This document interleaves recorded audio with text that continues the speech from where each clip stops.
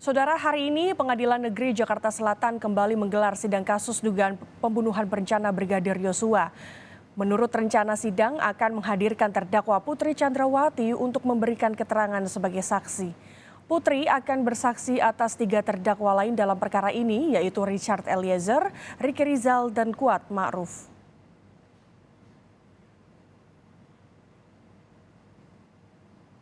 Sementara itu, pengacara Richard Eliezer, Roni Talapesi, mengatakan majelis hakimlah yang nantinya akan menilai siapa-siapa saja saksi yang berbohong ataupun yang berkata jujur.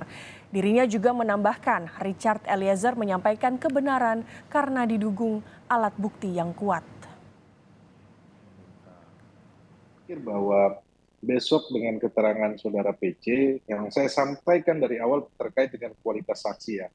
Nah, di sini kualitas saksi mana yang coba berbohong, kemudian kualitas saksi mana yang coba yang menyampaikan kebenarannya. Kan di sini kelihatan Richard Eliezer kan menyampaikan kebenaran, faktanya sesuai dan diikuti dengan alat bukti yang lainnya ya. Nah, terkait dengan keterangannya besok ya saya pikir pasti tentu hakim akan melihat ya, apakah saudara PC ini akan berkata jujur atau tidak. Tentunya ini kan kaitannya dengan vonis majelis hakim ke depannya ya, akan menilai ya kejujuran seorang saksi. Putri Chandrawati sebelumnya dijadwalkan bersaksi bersama sang suami Ferdy Sambo di sidang terdakwa Richard Eliezer, Ricky Rizal, dan Kuat Ma'ruf pada Rabu 7 Desember lalu. Kuasa hukum Sambo, Arman Hanis, meminta kepada hakim agar sidang pemeriksaan Putri Chandrawati baik sebagai saksi maupun terdakwa dilangsungkan secara tertutup, lantaran kasus yang menjerat kliennya berkaitan dengan pelecehan seksual.